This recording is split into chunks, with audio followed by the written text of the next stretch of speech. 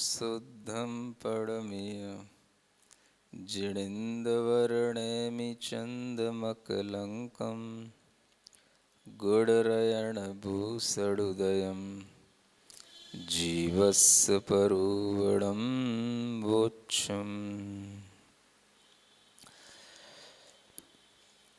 यह जीवकांड ग्रंथराज जिसका स्वाध्याय करते हुए ज्ञान मार्गणा में अवधि ज्ञान का प्रकरण प्रारंभ हो चुका था। अवधि ज्ञान क्या होता है ये आप लोग जान चुके हैं। एक तो इस ज्ञान की विशेषता है कि यह ज्ञान प्रत्यक्ष ज्ञान होता है। कैसा होता है?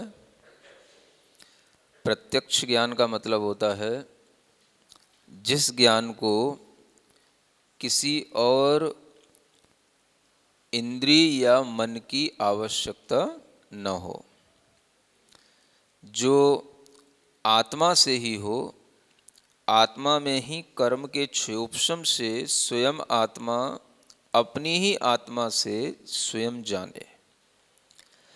उसके लिए न तो कोई इंद्रियों के प्रयोग करने की आवश्यकता पड़े और न ही मन में कुछ विचार या आलम्बन लाने की आवश्यकता पड़े।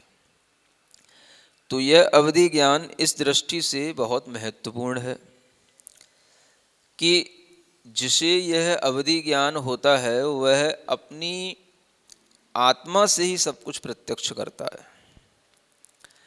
अब आप सोचें कि जब ये अवधि ज्ञान व्यक्ति को होता है या किसी भी प्राणी या जीव को होता है तो उसे उस अवधि ज्ञान के माध्यम से जो कुछ भी जानने में आता है ये तो एक अलग बात हो गई। एक बहुत बड़ी विचार करने की चीज़ है कि उसके लिए उस अवस्था में भी अपनी आत्मा का श्रद्धान क्यों नहीं होता कि जिस आत्मा में उसे अवधि ज्ञान हो रहा है।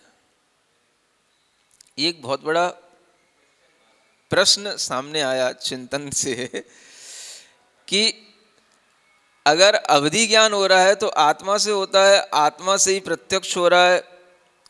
अब उस अवधि ज्ञान को हम न तो मन से उपयोग में ला रहे हैं, न इंद्रियों से उपयोग में ला रहे हैं, और जिसे मन और इंद्रिय की कोई आवश्यकता नहीं पड़ रही है तो उसे तो ये पता होना ही चाहिए कि भाई ये तो इंद्रियों से भी नहीं हो रहा, मन से भी नहीं हो रहा, दोनों से परे है, तो ये तो आत्मा से हो रहा है। तो आत्मा के प्रति श्रद्धा तो उसकी होनी ही चाहिए। और अगर आत्मा के प्रति श्रद्धा होगी तो फिर वो विभंग ज्ञान तो बन ही नहीं सकता कभी। मिथ्या दृष्टि जीव तो वो फिर रह ही नहीं सकता फिर कभी। तो सोचें कि ये भी एक कितनी बड़ी चीज है कि विभंग ज्ञान होने के बावजूद भी अवधि ज्ञान का प्रयोग तो उसी तरह से हो रहा है ना। है तो वो भी प्रत्यक्ष ही, वह भी इंद्रिय मन से परे होकर के अपने ज्ञान का उपयोग कर रहा है, लेकिन फिर भी उसकी कोई जीवादि सात तत्व पर श्रद्धा नहीं बनती। कैसी बात है ये?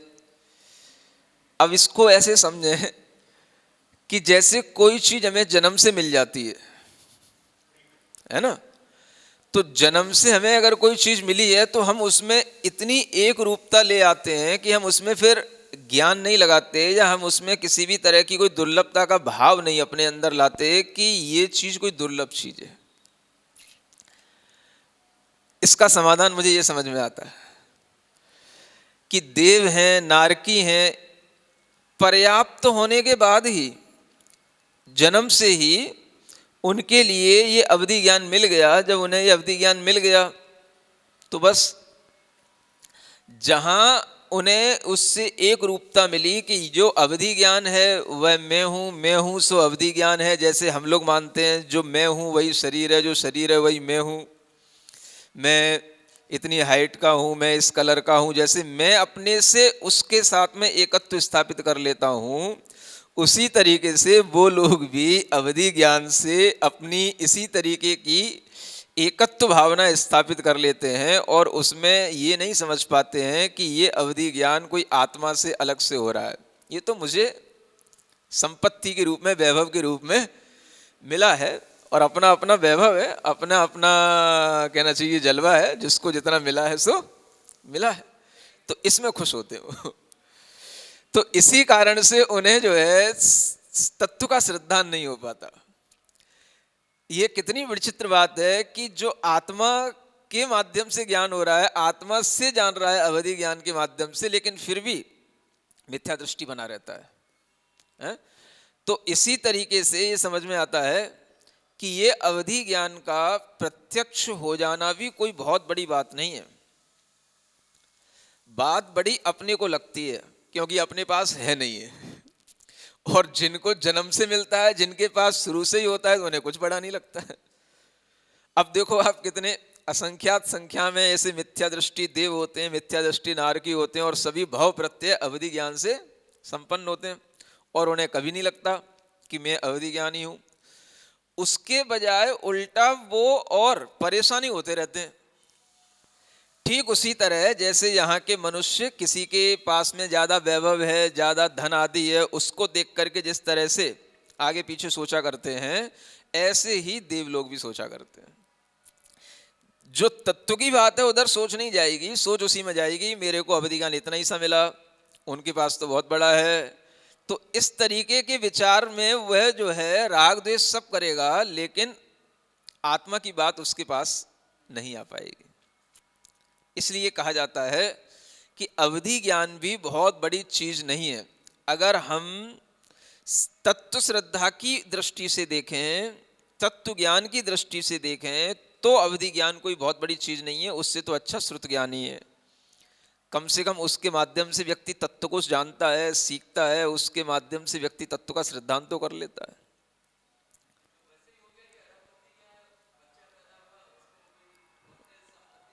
तो वही है, जिस बच्चे का अच्छे घर घराने में जन्म हुआ, करोड़पति अरबपति परिवार में जन्म हुआ, तो वो तो अरबपति शुरू से बन ही गया।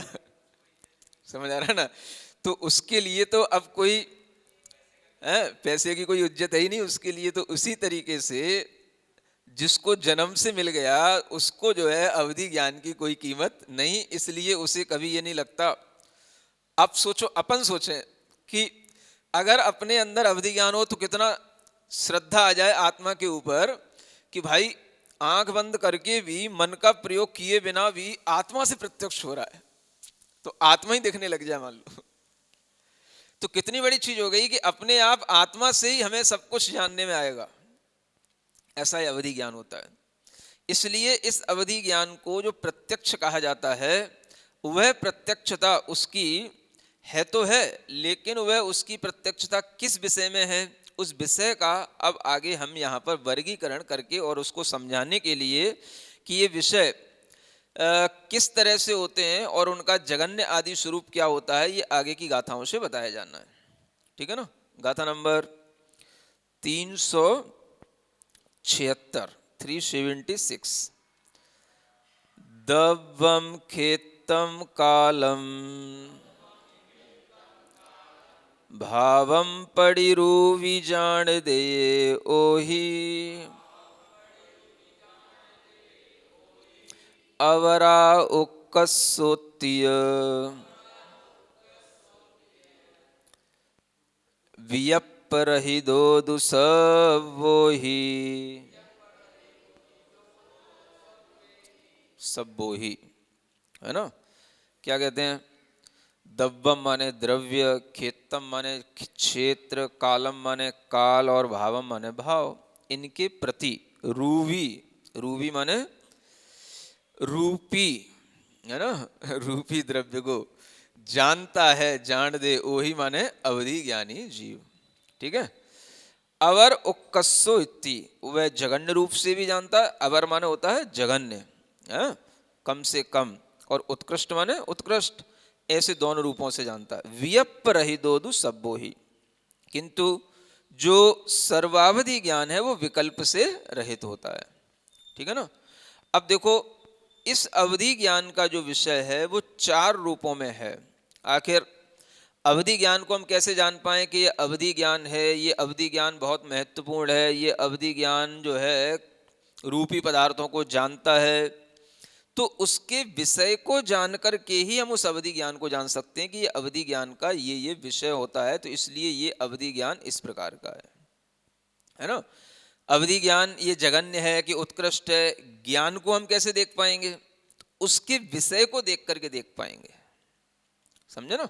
जैसे कोई भी टॉर्च होती है, तो एक टॉर्च तो वो है कि जो बस छोटी सी उसमें रोशनी है, यहाँ से वहाँ तक जा रही है या वहाँ से वहाँ दीवार तक चली गई। एक टॉर्च वो भी होती है जो बहुत दूर तक जाती है। तो अब ये टॉर्च का अंदर जो बल्ब है या इसकी जो क्षमता है ये इतनी हाई क्वालिटी की है, ये टॉर्च में इतनी कम क्वालिटी की लाइट है, ये हम उस टॉर्च के बल्ब को नहीं देख सकते हैं और बल्ब को देख करके पहचान भी नहीं सकते हैं। समझ आ रहा है? ये कैसे पहचानने में आएगी? ये कितनी दूर तक का देख पा रही है, नहीं समझे? तो टॉर्च की क्वालिटी इस बात से नहीं है कि इसका बल्ब कितना छोटा है कि बड़ा है, कि ये जो है बहुत दूर तक देख पाएगी कि नहीं देख पाएगी। वो केवल उसकी टॉर्च जो अभी ऑफ है उससे समझ नहीं आएगी। टॉर्च अगर ऑन भी हो गई तो भी समझ नहीं आएगी। समझ किससे आएगी? उसकी दूरी से, कि वो कितनी उसकी दूरी कवर करती है वो टॉर्च, और उसके माध्यम से कितने द्रव्य, कितने पदार्थ कितनी दूर तक के देखने में आते हैं। समझ आ रहा है? इसी तरीके से अवधि ज्ञान क्या है हमें कुछ समझ नहीं आएगा। अवधि ज्ञान छोटा है कि बड़ा है, कि जगन्य है कि उत्कृष्ट है, उसके ये जो विषय हैं, द्रव्य, क्षेत्र, काल, भाव, ये 4 विषय हैं। इन 4 विषय से उसको जानोगे तो जान जाओगे कि ये अवधि ज्ञान किस क्वालिटी का है। ठीक है ना। तो अवधि ज्ञान के कितने विषय हैं? 4 विषय हैं। द्रव्य से भी अवधि ज्ञान की स्थिति जानना, कितने द्रव्य को माने कितने मैटर को, यह कितनी संख्या वाले, कितने पुद्गल को, कितने मैटर को ये जानेगा। ठीक है ना। क्षेत्र का मतलब कितने स्पेस को ये जान पाएगा, कितने स्पेस में, कितनी रेंज में ये अवधि ज्ञान काम करेगा। काल का मतलब होगा पर्याय, उसकी भविष्य की, भूत की कितनी पर्यायों को पकड़ पाएगा। और भाव का मतलब तो भाव है ही है। तो ऐसे ये भाव, द्रव्य, क्षेत्र, काल, भाव के माध्यम से ये अवधि ज्ञान हमें जब इन 4 विषयों के माध्यम से जानने में आता है, तब हम उस अवधि ज्ञान की क्वालिटी समझ लेते हैं। और ये अवधि ज्ञान जो भी जानेगा वह रूवी को जानेगा। रूवी, रूवी को जानते हो? रूवी माने रूपी पदार्थ, है ना। तो रूपी का मतलब होता है, रूपी तो आप जानते ही हो ना, क्या होता है? अच्छा एक सूत्र बताओ, आपने तत्वार सूत्र पढ़ रखा है ना, एक सूत्र बताओ जिसमें तत्वार सूत्र में रूपी शब्द आता हो। बोलो। कुछ लोग हंस रहे हैं, क्यों हंस रहे हैं? छठे अध्याय में? नहीं। हाँ, रूपिस ववधे। एक तो चलो ये अच्छा सूत्र बताया आपने। इस सूत्र में ये बताया गया कि अवधि ज्ञान का विषय क्या होता है? रूपी पदार्थ होता है। ये तो हो गया पहले अध्याय में। अन्य भी बताओ। ये तो हो गया रूपिस ववधे, ये तो हो गया। दूसरा सूत्र भी बताओ। देखो सूत्रों को भी, ये सूत्र क्या है? फॉर्मूले होते हैं ना। इन फॉर्मूलों को भी अगर हम आपस में जोड़ेंगे तो हमारे लिए अपने आप एक नया फॉर्मूला बन के तैयार हो जाता है ना। और फॉर्मूले हैं तो फॉर्मूला का आपस में भी कॉम्बिनेशन होता ही है। अब देखो एक सूत्र है रूपिष्ववधे, इसमें क्या बताया? अवधि ज्ञान का विषय रूपी पदार्थ है। ठीक है ना। अब चलो 5वें अध्याय में, तुमसे किसी से बोलना नहीं आ रहा, मुझे ही बोलना पड़ेगा। 5वें अध्याय में फिर एक सूत्र आएगा, रूपिणः पुद्गलाः। समझ आ रहा है? रूपी कौन होते हैं? पुद्गल होते हैं। तो देखो खुद सूत्र ही, हम एक सूत्र में दूसरा सूत्र लगाते चले जाएं जैसे मैथमेटिक्स में करते हैं, ऐसे देखो हम इस तत्वार सूत्र के सूत्रों को भी एक दूसरे में फिट करते चले जाएं, अपने आप जो है हमारे सामने सब्जेक्ट क्लियर होता चला जाएगा। समझ आ रहा है ना। पूछा गया किसी ने, भाई ये कैसे सिद्ध होगा कि रूपी पदार्थ कौन से हैं? कहाँ लिखा है तत्वार सूत्र में? फॉर्मूला लाओ 5वें अध्याय से ढूंढ करके। समझ आ रहा है? लगभग 6वें 7वें नंबर का सूत्र होगा वो। तो उस फॉर्मूले को लाओ और वह जो है ला करके उसमें फिट कर दो। रूपी कौन? तो रूपिश रूपिण पुद्गला। जो पुद्गल होते हैं वो रूपी होते हैं। समझ आ रहा है? अब देखो, जैसे नेट पर एक साथ सब जानकारी आ जाती है, वैसे ही आपके दिमाग में भी जितनी भी उस चीजों से रिलेटेड जो भी जानकारी वो आपके दिमाग में आ जानी चाहिए। नहीं समझे? तत्वार सूत्र यदि आपने पढ़ा है तो। अब रूपिणे पुद्गला, इस रूपी को भी पुद्गल ने बता दिया कि पुद्गल रूपी होते हैं, है ना। अब ये रूपी पुद्गल कौन से होते हैं, इनकी पुद्गलों की क्या विशेषता होती है, इसके लिए भी एक तत्वार सूत्र में आगे सूत्र आता है। सुन रहे हैं? हाँ, अगर जो है जैसे नेट का सिस्टम होता है ना कि भाई आपने कोई एक नाम डाला, उससे संबंधित सारी जानकारी वो लाके दे देता है, ऐसे ही तत्वार सूत्र का अगर ऐसा कोई सॉफ्टवेयर बने कि उसमें जो है कोई एक सूत्र डाला जाए, एक चीज डाली जाए तो सारी जानकारी उसके साथ एक साथ इकट्ठी हो जाए, तो ऐसे ही आ जाएगी, है ना। रूपी, रूपी कहते ही कौन कौन से सूत्र रूपी बताने वाले हैं? रूपी शब्दे, है ना, रूपिणो पुद्गला। फिर पुद्गल को बताने वाले कौन से हैं? स्पर्श रस गंध वर्णवंतः पुद्गलाः। कुछ पढ़ते नहीं हो तुम लोग, हैं? पढ़ भी लेते हो, कुछ याद नहीं रखते हो, हैं? जब बोल देता हूं फिर तो हाँ सब करते हो। तो क्या हुआ? अब देखो, ये भी सूत्र आया था ना, स्पर्श रस गंध वर्णवंतः पुद्गला। तो सब सूत्र एक साथ लाके इकट्ठे कर लो, आपके दिमाग में सब चीजें क्लियर हो जाएंगी। रूपी पदार्थ को जानने वाला अवधि ज्ञान, रूपी पदार्थ पुद्गल होते हैं, पुद्गलों की क्या क्वालिटी होती है? तो जो स्पर्श रस गंध और वर्ण वाले होते हैं वो पुद्गल होते हैं। सब सूत्रों से ही आ गया ना। इस तरह से एक साथ जो ये जानकारी कलेक्ट हो जाती है, यही हमारे ज्ञान की वृद्धि में कारण बन जाती है ना। तो ये हमको अपने आप एक सूत्र से तीन सूत्रों का ज्ञान होकर के पूरा हमें ये ज्ञान हो गया कि पुद्गल का मतलब हो गया जो स्पर्श रस आदि गुण वाला होता है वो पुद्गल होता है। तो अवधि ज्ञान रूपी को जानता है माने पुद्गल को जानता है, और पुद्गल को जानता है माने तो वो पदार्थों को जानेगा जिसमें स्पर्श रस गंध वर्ण है।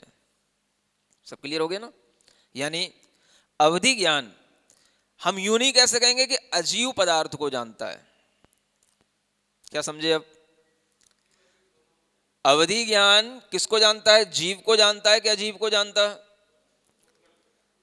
समझ आ रहा है? तो अभी तो कहा गया कि पुद्गल को जानता, रूपी को जानता, है ना। तो रूपी को जानता तो पुद्गल को जानता। तो आप या संसार में रहने वाले जो जीव हैं ये क्या हैं? आप रूपी हैं कि अरूपी हैं? समझ आ रहा है ना। आप इतना बड़ा शरीर धारण किए हैं, ये रूपी है कि अरूपी है? ये सब रूपी है। समझ आ रहा है ना। सभी रूपी हैं यहाँ पर। और सबके अंदर जो जीवात्मा है वह जीवात्मा भी कर्म से संबद्ध है, पुद्गल से संबंध है। तो वो संसारी जीव भी कैसे हो गए? रूपी हो गए। कथनचित सभी रूपी हो गए, रूपी हो गए। समझ आ रहा है ना। तो संसारी जीव सभी रूपी हो गए।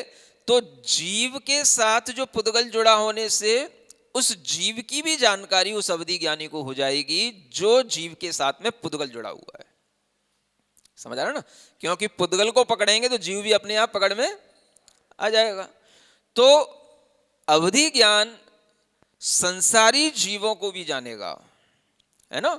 रूपी पदार्थ को जानने का मतलब केवल पुद्गल पदार्थ को अलग से जानने का नहीं है, पुद्गल पदार्थ को अलग से भी जानेगा और पुद्गल से संबद्ध जो जीव है उसको भी जानेगा। तो संसारी जीव का भी ज्ञान करेगा अवधि ज्ञान, और पुद्गल का भी ज्ञान करेगा। मुक्त जीवों को नहीं देख पाएगा अवधि ज्ञान। समझ में आ रहा है? क्योंकि वो रूप से रहित हो गए। शुद्ध जीवों को नहीं देख पाएगा। हा? तो ये अवधि ज्ञान की एक अपने अंदर एक विषय निरूपणा हो रही है कि अवधि ज्ञान का एक कॉमन विषय क्या है ना। ये हो गया। अब इसमें देखो कि अजीव तो बहुत सारे पदार्थ हैं, धर्म द्रव्य है, अधर्म द्रव्य है, आकाश है, काल है, इनको नहीं जानेगा क्योंकि ये सभी रूपी नहीं है। ये सब क्या हैं? अरूपी हैं। तो अवधि ज्ञान न तो धर्म अधर्म आदि द्रव्यों को जानेगा, न ही जो है सिद्धात्माओं को जानेगा। ये संसार के जो पुद्गल हैं और उन पुद्गलों से जो अटैच जो जीव हैं उनको जानेगा। आगे बात समझ में? इतना ध्यान में रखते हुए आपको आगे का विषय पढ़ना है, क्योंकि डिटेल तो आपको जो हम बता रहे हैं वो समझ में आएगी, लेकिन आगे अब थोड़ा सा वही द्रव्य क्षेत्र काल भाव का वह थोड़ा सा विषय आएगा जो गढ़ती होगा, लेकिन आपको फिर भी थोड़ा ध्यान में रखना ही होगा। तो इसमें जो गाथा में कहा है वो यही कहा है कि अवधि ज्ञान द्रव्य क्षेत्र काल भाव से प्रतिबद्ध है ना रूपी पदार्थों को जानता है, चाहे वो जगन्य अवधि ज्ञान हो चाहे उत्कृष्ट अवधि ज्ञान हो। अजीब का मतलब समझ में नहीं आया? अजीव तो पुद्गल भी होता है, लेकिन पुद्गल के अलावा और भी तो अजीव पदार्थ हैं। हाँ, तो हम ऐसा तो नहीं कह सकते कि रूप केवल अजीव को जानेगा। हाँ, नहीं नहीं, अभी भी नहीं समझ रहे हो। अजीव में और पुद्गल में पहले अंतर समझो, है ना? अभी नहीं समझे? अजीव, जो अजीव कहा तो अजीव कहने से केवल पुद्गल नहीं आता है। अजीव कहने से जिनमें जीव नहीं है ऐसे धर्म अधर्म आदि जो चार द्रव्य वो भी आ जाते हैं, तो उनको नहीं जानेगा। हाँ, वो अरूपी हैं।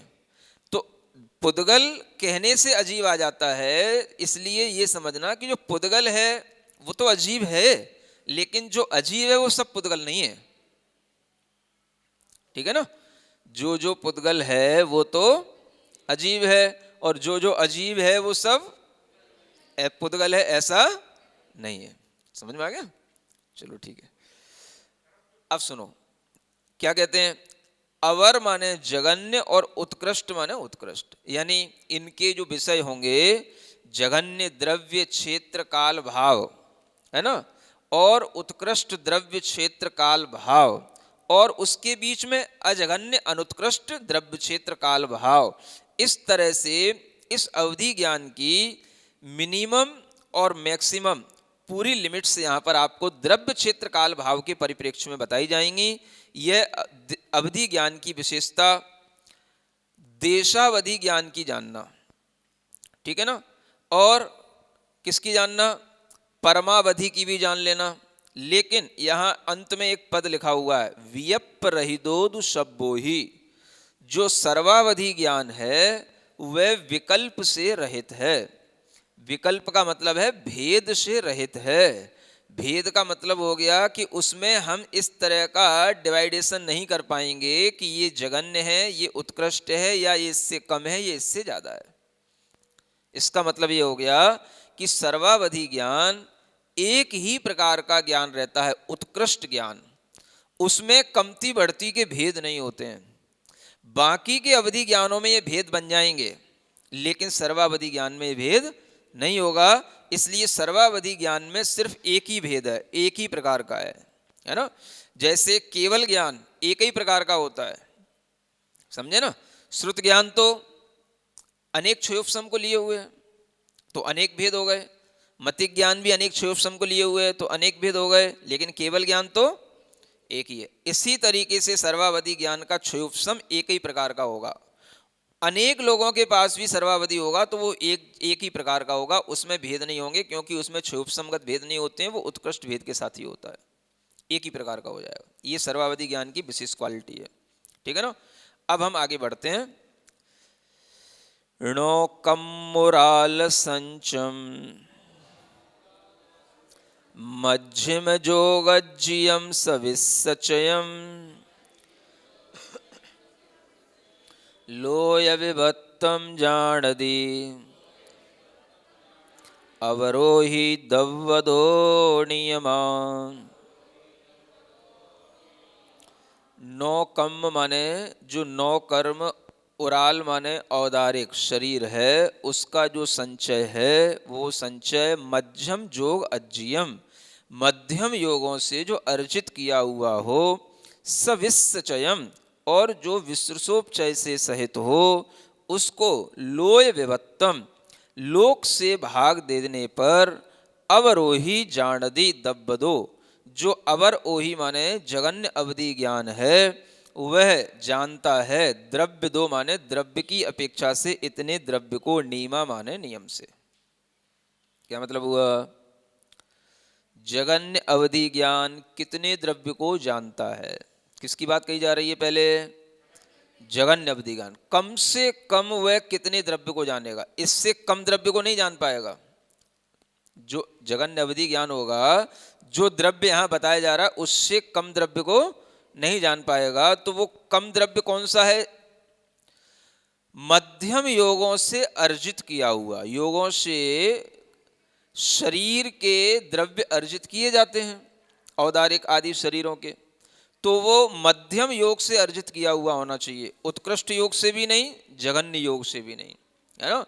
क्योंकि जगन्य योग से कम द्रव्य आएगा तो उसको भी नहीं जान पाएगा, उत्कृष्ट से अधिक आएगा तो उसको भी नहीं जान पाएगा। मध्यम योग से अर्जित किया हुआ जो 9 कर्म रूप औदारिक शरीर का संचय होगा, मध्यम योग के माध्यम से उस औदारिक संचय को, जो विश्रसोपचय से भी सहित है, उसको भी, उस द्रव्य को भी किससे? लोक में जो द्रव्य है उससे विभाजित कर देने पर जो संख्या आएगी, जो द्रव्य आएगा जितना, उतने द्रव्य को जगन्य अवधि ज्ञान जानेगा। समझ आ रहा है ना? अब ये सब आपके ज्ञान का विषय कितना नहीं है हैं? अब आपको कैसे पता पड़े कि मध्यम योग से कितना द्रव्य, माने ये पुद्गल वर्गणाएं जो औदारिक शरीर के रूप में आ रही हैं, कितनी संख्या में आ रही हैं, है ना? और उनके ऊपर विश्रसोपचय से सहित, जो बताया था ना, विश्रसोपचय जो उसी के साथ रहते हैं, उसी के ऊपर उन्हीं प्रदेशों में रहते हैं, लेकिन उससे बंधे हुए नहीं होते हैं, उन विश्रसोपचय से सहित भी है। उस द्रव्य को लोक में जितना द्रव्य है उससे भाजित कर देंगे तो वो जो द्रव्य आएगा, एक खंड प्रमाण, उस द्रव्य को हम जो है अवर, माने जगन्य अवधि ज्ञान का द्रव्य कहेंगे, है ना? तो ये जगन्य अवधि ज्ञान का द्रव्य है, ये बहुत ही थोड़ा सा द्रव्य है। आगे बताया जाएगा कि इस जगन्य अवधि ज्ञान के द्रव्य के साथ में जो जगन्य क्षेत्र होता है, वो जगन्य क्षेत्र कितना होता है, ठीक है ना? तो जगन्य अवधि ज्ञान का द्रव्य तो आपको इस तरह से ध्यान रखना होगा, ठीक है? अब कुछ केवल ज्ञान की बातें भी ध्यान में रखनी पड़ेंगी। आगे, सुहुमणि गोद अपज्जत तयस्स जादस्स तदीय समयम्मि अवरोगाहणमाणं जहन्नयम ओहि खेत्तम तो। सूक्ष्म निगोद अपर्याप्तक जीव, है ना? जादस्स माने जो उत्पन्न हुआ है, उसके तदीय समयम में, तीसरे समय में, अवर ओगाहण माणम, जगन्य अवगाहना का जो उसका प्रमाण है, वही जहन्यम ओही खेतम तु, वही जगन्य अवधि ज्ञान का क्षेत्र है ना? ये जो सूक्ष्म निगोद लब्धि पर्याप्तक जीव है, इसके बारे में पहले भी चर्चा हो चुकी है और ये लाइन पहले भी कई बार आ चुकी है। श्रुत ज्ञान के प्रकरण में भी आ चुकी है, उससे पहले भी अन्य जगह पे भी आ चुकी है। तो श्रुत ज्ञान में तो ये बताया था कि जगन्य जो पर्याय नाम का श्रुत ज्ञान होता है वो किसको होता है? तब भी इसी जीव को पकड़ा था, सूक्ष्म निगोद लब्धि पर्याप्तक का, लेकिन आपको ध्यान हो वो उसके प्रथम समय में बताया गया था, है ना? और यहाँ इसके तृतीय समय में इसको पकड़ेंगे, क्योंकि वहां पर ज्ञान का प्रकरण था, यहाँ अवगाहना का प्रकरण है ना? वहां ज्ञान का प्रकरण था तो ये भी आपको बताया था कि ज्ञान दूसरे तीसरे समय में अधिक हो जाएगा, क्योंकि संक्लेश की कमी हो जाने से ज्ञान अधिक हो जाएगा, इसलिए पहले समय का ज्ञान पकड़ना है। और यहाँ अवगाहना जो है उसकी तीसरे समय में कम हो जाएगी, इसलिए यहाँ पर तीसरे समय की अवगाहना ली गई है। तो ऐसा सूक्ष्म निगोद लब्ध पर्याप्तक जीव जो कि अपनी उत्पत्ति कर रहा है और उत्पत्ति होने के तीसरे समय में जो उसकी जगन्य अवगाहना होगी, जगन्य अवगाहना जितनी होगी, माने जितना क्षेत्र वो घेरेगा, ठीक है ना? जब जगन्य अवगाहना का प्रकरण आया था तब भी आपके लिए ये ज्ञान दिया था। तो वही जगन्य अवगाहना प्रमाण, उसका वह क्षेत्र कहलाएगा, अवधि ज्ञान का क्षेत्र। अब समझ लो आप कितना छोटा सा क्षेत्र हो गया। जगन्य अवधि ज्ञान का क्षेत्र कितना हो गया? एक पॉइंट भी बहुत बड़ा हो गया। ये अगर हम इस पेंसिल का भी पॉइंट दिखाएं आपको तो बहुत बड़ा हो गया। ये समझ आ रहा है ना? मतलब कि इतने सूक्ष्म निगोद लब्धि पर्याप्तक जीव की जगन्य अवगाहना प्रमाण क्षेत्र में बस उसका अवधि ज्ञान काम करेगा उतने से क्षेत्र में। ये जगन्य अवधि ज्ञान का क्षेत्र है, समझे ना। अब ये किसी को हो जाएगा तो उसको कितना सा पता पड़ेगा कि मुझे अवधि ज्ञान हो गया, समझ आ रहा है ना। और ये भी बताया था आपको कि ये कभी देवनारकियों में नहीं होता, ये होगा तो जगन्य वाला मनुष्य और त्रियंशों में होता है। पुरानी बातें याद नहीं रखते आप लोग कुछ भी, है ना, सुनते वर हो। ये अवधि ज्ञान मनुष्य और त्रियंशों में ही होगा। तो इससे आप अपने दिमाग में रखें कि ये जगन्य अवधि ज्ञान का जगन्य क्षेत्र बताया गया। अब इसी को और थोड़ा सा बताने के लिए आगे कहते हैं, अवरोही खेत दीहम वित्थारुस्से हयम न जानामो अन्नम पुणसम करणे अवरोगाहड़पमाणम तो। हाँ देखो क्या कहते हैं, जो जगन्य अवधि ज्ञान के क्षेत्र की दीर्घता, दीर्घता माने उसकी लंबाई, विस्तार माने उसका चौड़ाई, उच्छेद माने उसकी ऊंचाई, न जानामो, स्वयं आचार्य कहते हैं कि उसकी कितनी लंबाई है। अब वो जो जगन्य क्षेत्र है उसकी लंबाई चौड़ाई ऊंचाई कितनी है, इसके विषय में हमें अभी जानकारी नहीं है, माने अभी मुझे कोई उपदेश इसके विषय में उपलब्ध नहीं है। ये उपदेश नष्ट हो चुके हैं, इस विषय का ज्ञान देने वाले वो हमारे पास गुरु परंपरा से अभी मेरे पास तक प्राप्त नहीं हुए, इसलिए इसके विषय में मैं कुछ भी नहीं कह सकूंगा। अन्नम पुण्य समकरणे, इतना जरूर है कि अगर इसका समीकरण किया जाए, यानी जो लंबाई चौड़ाई ऊंचाई है उसको एक समीकरण बना लिया जाए, समीकरण जानते हो ना, सम भागों में उसको बना लिया जाए, या हम उसको लंबाई चौड़ाई ऊंचाई को तीनों को गुणा करके सम बना लें, तो वही उसकी अवर अवगाहना का प्रमाण समझ लेना चाहिए, माने जगन्य अवगाहना का प्रमाण समझ लेना चाहिए, है ना। तो समीकरण करने पर जो आ जाए वही उसकी जगन्य अवगाहना है। लेकिन अलग अलग इसकी हाइट इतनी है कि इसकी चौड़ाई इतनी है कि लंबाई इतनी है, ये नहीं कहा जा सकता। समीकरण करके जो आएगा वो जगन्य अवगाहना का प्रमाण होगा, ये यहाँ पे बता दिया। फिर आगे, अवरोगाहण माणम उस्सेहंगुल संख भागस सुविस्य अघणपदरम होदिहु तखेत समकरणे। हाँ फिर इसकी और विशेषता बता देते हैं थोड़ी सी, कि अवर ओगाहण मानम, इसी जो जगन्य अवगाहना का मान माने प्रमाण है वह उत्सेद अंगुल का असंख्यात्मा भाग होता है ना। उससे अंगुल असंख्य भागस्य, यानी उससे अंगुल के असंख्यात्वें भाग, और वो उससे अंगुल का असंख्यात्मा भाग कैसे निकालना है, सुइस्य घणपदरम, जो सूच्यंगुल होता है, ये पहले अंगुलों की जानकारी दी जा चुकी है, उसी सूच्यंगुल का घन प्रतर करना, है ना। तो सूच्यंगुल के घन प्रतर प्रमाण वह होगा, उत्सेद अंगुल का असंख्यात्मा भाग सूच्यंगुल के घन प्रतर प्रमाण जो होगा वही उसका समीकरण करने से आ जाएगा। माने जो हमने समीकरण करके उसका क्षेत्र कितना आया, तो वह सूच्यंगुल के घन प्रतर प्रमाण आ जाएगा, ये हमको बता दिया गया। अवरम तु ओहि खेतम उससे हम अंगुलम हवे जम्मा सुहमोगाहण माणम ओवरिपमाणम तु अंगुलयम। यहाँ एक बात बताते हैं कि जो ये अवरम तु ओहि खेतम, जो जगन्य अवधि ज्ञान का क्षेत्र है, ये तो उससे हम अंगुलम, ये तो उत्सेद आंगुल से नापना है ना, जम्मा, चूंकि इसको उससे आंगुल से नापा गया इसलिए सुहम ओगाहण माणम, है ना, क्योंकि यह सूक्ष्म अवगाहना के प्रमाण बराबर है, इसलिए इसको हम बड़े अंगुलों से नहीं नाप सकते हैं, इसको हमें उत्सेद आंगुल से ही नापना है। ओवरी प्रमाणम तु अंगुलयम, आगे की जो हम अवगाहना बताएंगे इसको छोड़ करके वो सब प्रमाण अंगुल से नापना, है ना। तो ये पहले बताया गया है कि ये प्रमाण अंगुल जो है वो 500 गुना बड़ा होता है ना, जो ये बताया गया। तो ये प्रमाण अंगुल से नापने के लिए यहाँ पर कहा गया, पहले बताया था ना 3 अंगुल होते हैं, उत्सेद अंगुल, प्रमाण अंगुल, आत्मा अंगुल, तो उसका जो हमने पहले वर्गीकरण किया था उसी को आप सुनेंगे तो आपको समझ आएगा। यानी ये प्रमाण अंगुल और बड़ा होता है, बड़ी अवगाहना को बड़े अंगुल से नापा जाएगा, छोटी अवगाहना को तो छोटे अंगुल से नाप पाएंगे, तो इसलिए जगन्य अवगाहना को तो हम उच्छेद अंगुल से नापेंगे, और बड़ी अवगाहना इसके आगे की जो होंगी उनको हम किससे नापेंगे? सबको हम प्रमाण अंगुल से नापेंगे। ऐसा यहाँ पर हमें निर्देश दिया है। अवरोही खेत मध्य अवरोही अवरदब्बमवगमदि तद्दव्वस्सवगाहो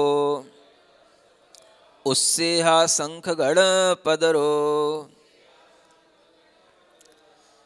अवर ओही माने जगन्य जो अवधि ज्ञान है उसके क्षेत्र में अवरोही यानी जो जगन्य अवधि ज्ञान है वह अवर दब्बम अवगमति, वह जगन्य द्रव्य को जानता है। तद्दव्वस अवगाहो, उस द्रव्य का जो अवगाहन है वह उससे असंख्य घन पदरो, उससे अंगुल के असंख्यात्मक भाग का घन प्रतर होता है। ठीक है ना। यहाँ क्या बताया गया कि जो आपको दो चीजें बता दी, एक तो जगन्य अवधि ज्ञान का द्रव्य और एक जगन्य अवधि ज्ञान का क्षेत्र। ठीक है ना। तो इस गाथा में दोनों को कंबाइन करके लिखा है कि जगन्य अवधि ज्ञान का जो क्षेत्र है उस क्षेत्र में जितना जगन्य द्रव्य अवगाहित हो जाएगा, जितना जगन्य द्रव्य आ जाएगा उसी जगन्य द्रव्य को वह जानेगा। क्या समझे? जो सूक्ष्म निगोद लब्ध पर्याप्तक जीव की तीसरे समय में उत्पत्ति के समय पर जो जगन्य अवगाहना है वही उसका जगन्य क्षेत्र हो गया, और उस जगन्य क्षेत्र में ही वो जो जगन्य द्रव्य होगा बस उतने को ही वो जानेगा। उस क्षेत्र से बाहर का जो द्रव्य होगा उसको नहीं जानेगा। उस क्षेत्र से ही संबंधित वो जगन्य द्रव्य होना चाहिए, उसी जगन्य द्रव्य को वो जानेगा, उस क्षेत्र में जितना समा पाएगा, है ना। तो उस क्षेत्र में और भी द्रव्य समा सकता है लेकिन उसको भी नहीं जानेगा। इतने प्रमाण जो द्रव्य बताया है, जो ऊपर जो औदारिक कर्म का 9 कर्म औदारिक शरीर के संचय वाला, उस द्रव्य को कहाँ स्थित, कितने क्षेत्र में होना चाहिए? वो उसके जगन्य क्षेत्र में होना चाहिए, तभी वो उसको जान पाएगा। ठीक है ना। तो आप देखें कि ये अवधि ज्ञान की रेंज इतनी कम भी हो सकती है कि वह इस द्रव्य का अवगाहन तद्दव्वस अवगाह, वो द्रव्य की अवगाहना कितनी है? तो उच्छेदांगुल के असंख्यात्मक भाग का वह घन प्रतर प्रमाण है, यह उसकी अवगाहना है। और इसी अवगाहना में स्थित वह जो द्रव्य है जो ऊपर बताया गया है उस द्रव्य को वह जानता है। ठीक है ना। तो बस ये आप अपने ज्ञान को थोड़ा पैना बनाएं, सूक्ष्म ज्ञान से सब बातें जान करके रखें, और जो यहाँ कहा जा रहा है उसमें बस क्या करें, हाथ जोड़ करके हाउ तो बोल सकते ना, सब सही है ना। तुम्हारे ज्ञान में नहीं आ सकता वो ज्ञान की चीजें हमें बताई जा रही हैं, तो हमें केवल उन्हें स्वीकार ही करना होगा। ठीक है ना। सबके लिए श्रद्धा का विषय इतना ही होना चाहिए। एक गाथा और रह गई है, इससे ये पूरा प्रकरण पूर्ण हो जाएगा जो जगन्य अवधि ज्ञान का है ना। आवलीय शंख भागम तीद भविष्यम च काल दो अवरम ओहि जानति भावे काल असंख्येज्य भागम तु। अब आपने जगन्य द्रव्य जान लिया, जगन्य क्षेत्र जान लिया, काल भाव और जान लो, है ना, बहुत ज्यादा टाइम नहीं लगेगा जगन्य को जानने में। आवली असंख्य भागम, जो आवली का असंख्यात्मा भाग होता है। ठीक है ना। आवली तो जानते हो ना, संख्यात समय की आवली होती है, असंख्यात समय की आवली होती है, और उस आवली का भी फिर और असंख्यात्मा भाग करना है ना। वो भी आवली भी बड़ी हो गई, मतलब उसका भी असंख्यात्मा भाग। उतने प्रमाण अतीत और भविष्य की काल से वह जानता है ना। अवर माने जगन्य अवधि ज्ञान, ओही जानती, भाव की अपेक्षा से उस काल का भी और असंख्यात्मा भाग भाव की अपेक्षा से जानता है। क्या आ गया समझ में? इतना सूक्ष्म तो ज्ञान का विषय ही बता रहा है कि ज्ञान कितना सूक्ष्म है ना। और इतना सूक्ष्म ज्ञान की जानकारी सर्वज्ञ देव के अलावा और कोई दे नहीं सकता। इसलिए यहाँ पर हमें सिर्फ श्रद्धा करने पड़ती, इन विषयों की हमें क्या करना है? श्रद्धा से इन्हें स्वीकार करना है ना। तो काल की अपेक्षा से आवली का असंख्यात्मा भाग प्रमाण भूतकाल और भविष्य काल को जानेगा। अवधि ज्ञान का काम क्या है? भूत और भविष्य को जानना। अब देखो कितना भूत जान रहा है और कितना भविष्य जान रहा है। आवली के असंख्यातवें भाग में जो चीज घटित हो गई बस उतना सा पास्ट जानेगा और उतना ही भविष्य जानेगा, है ना। उतने समय में जो पर्याय हो गई या होंगी उनको जानेगा, ये इसका मतलब है। यानी आवली के असंख्यातवें भाग काल में जो पर्याय हो चुकी हैं उतनी पर्याय को जान लेगा और उसके आगे जो होंगी वो जान लेगा। ये काल की अपेक्षा से इसका प्रमाण हो गया, ठीक है ना।